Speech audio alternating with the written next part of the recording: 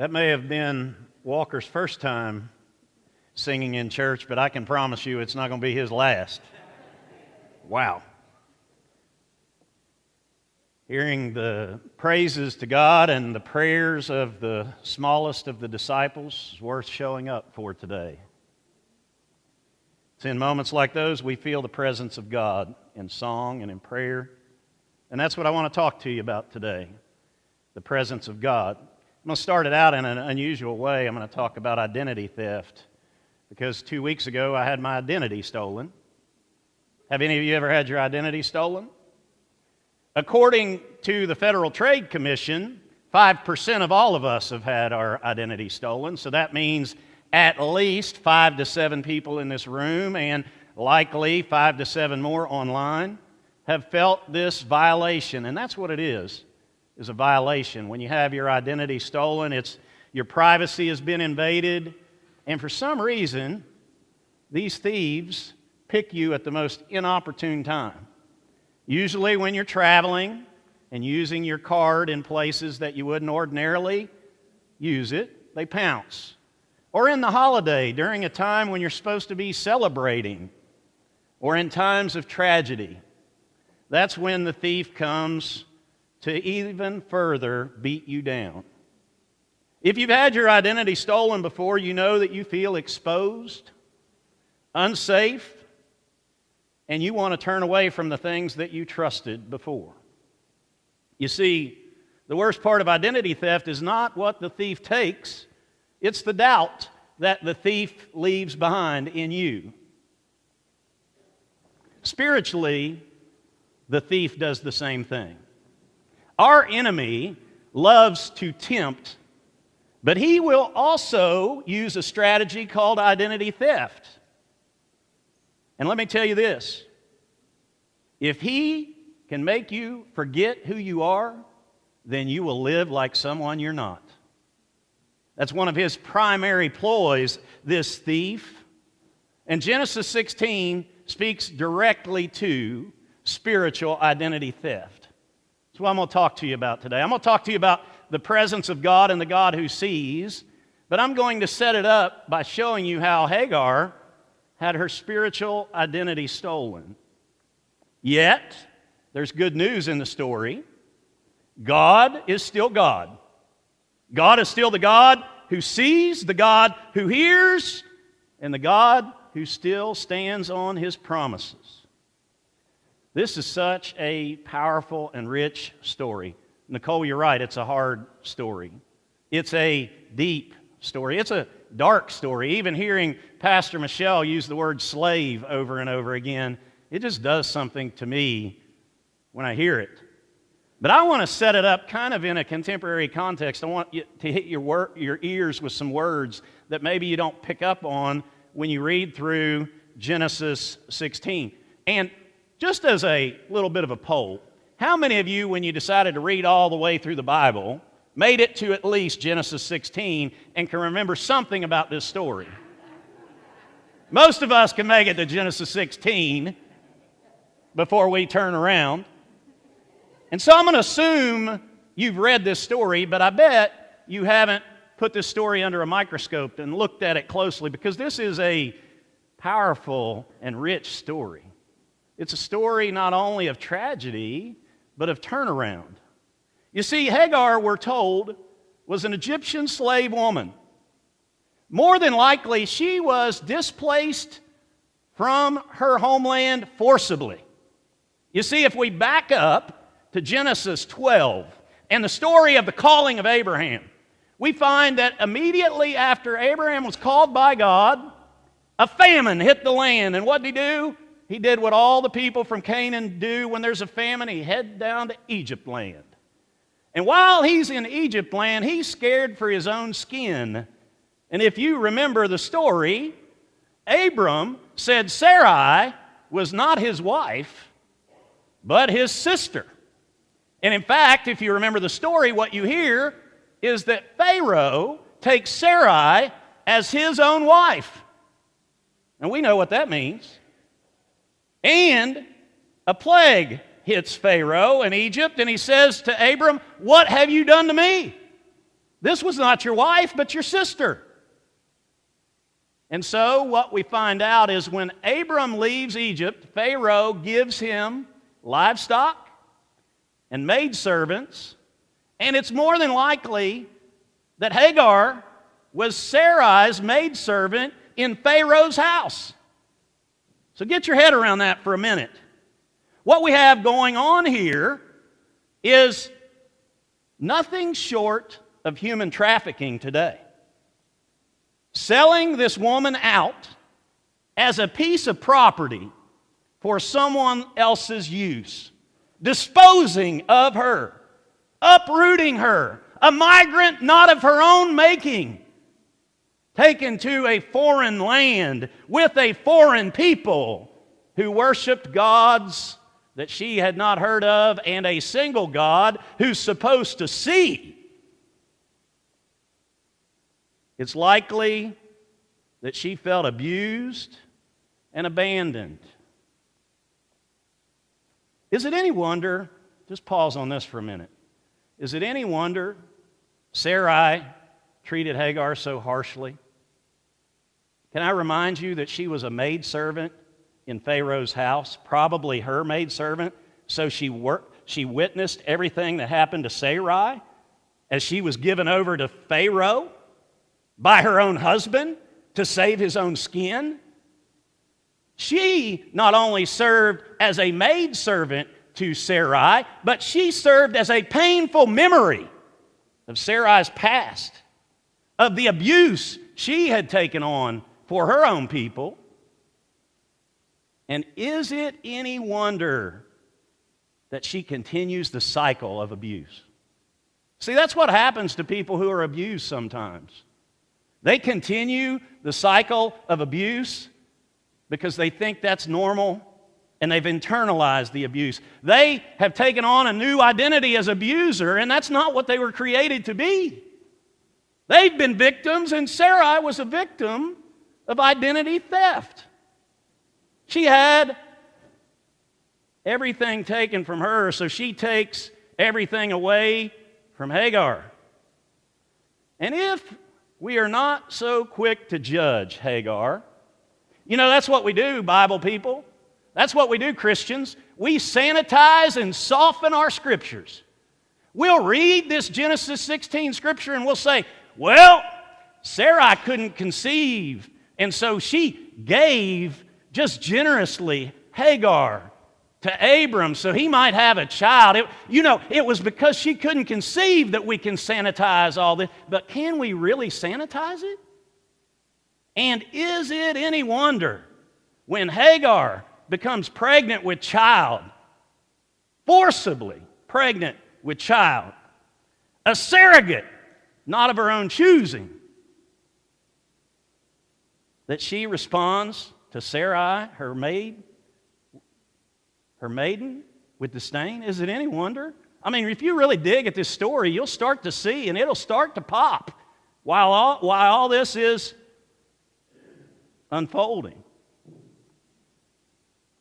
Hagar is a victim of identity theft.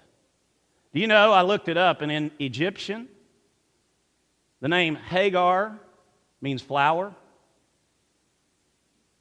Do you know what the Hebrews call Hagar? Do you know what the name Hagar is in Hebrew? Forsaken. They stole her name.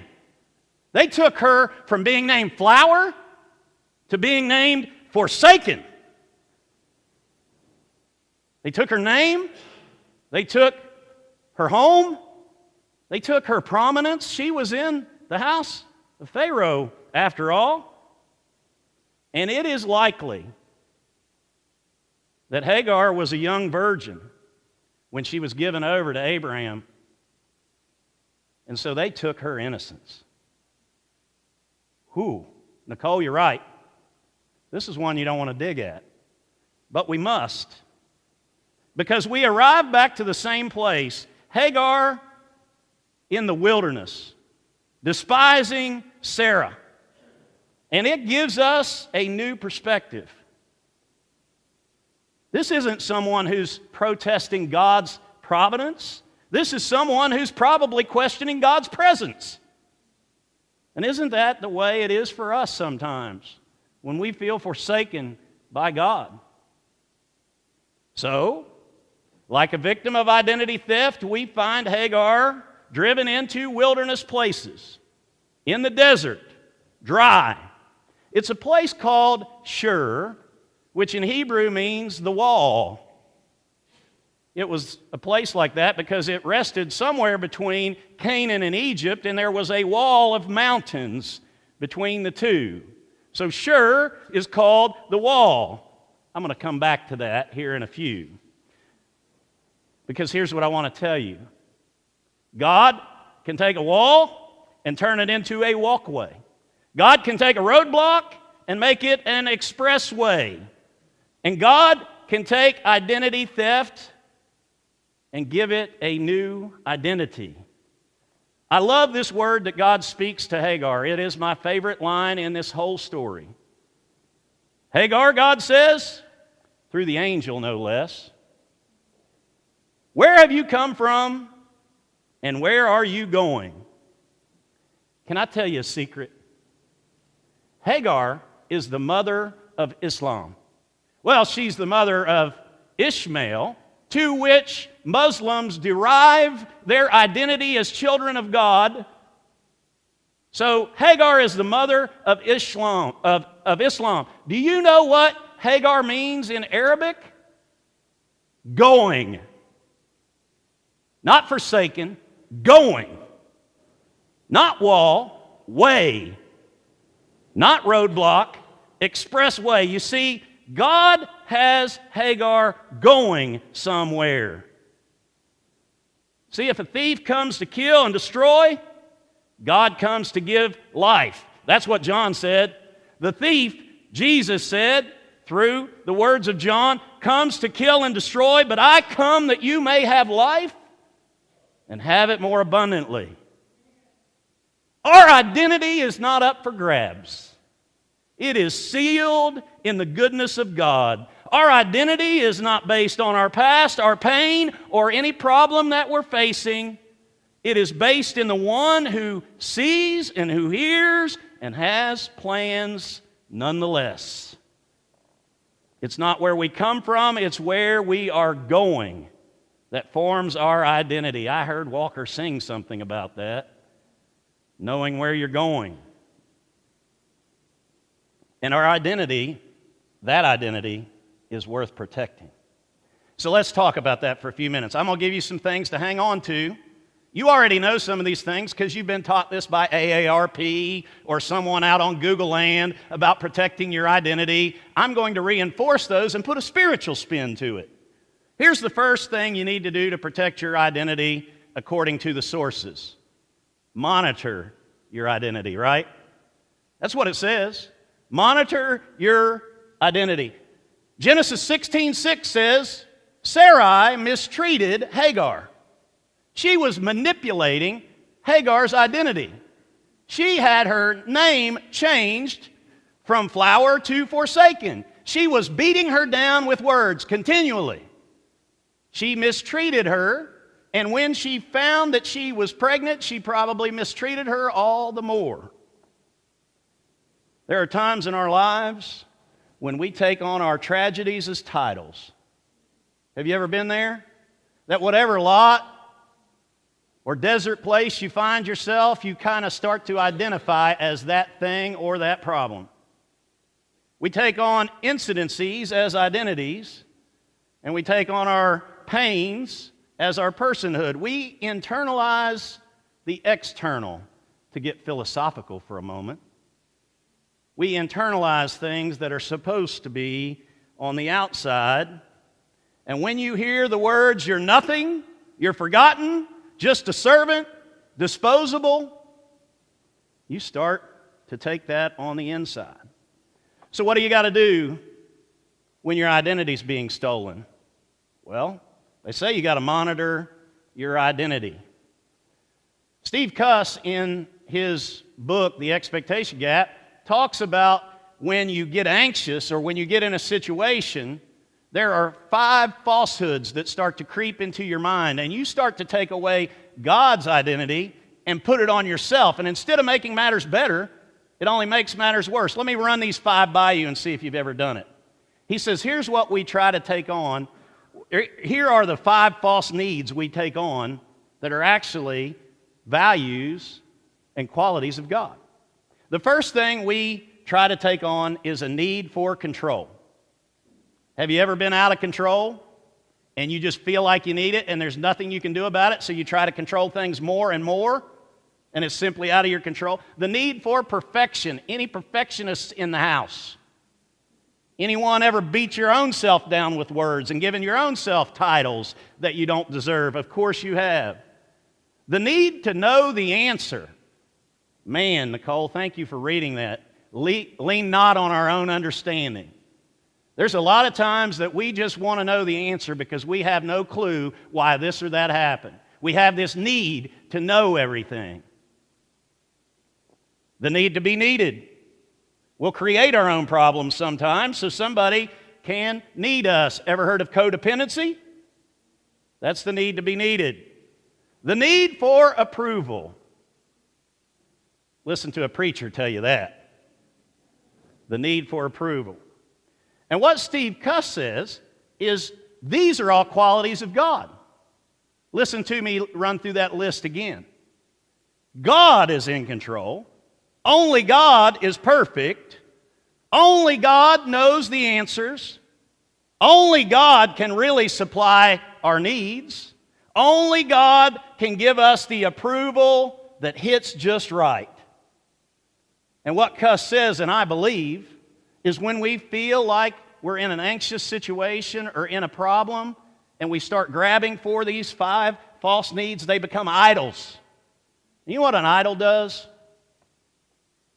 Those Israelites, they made one.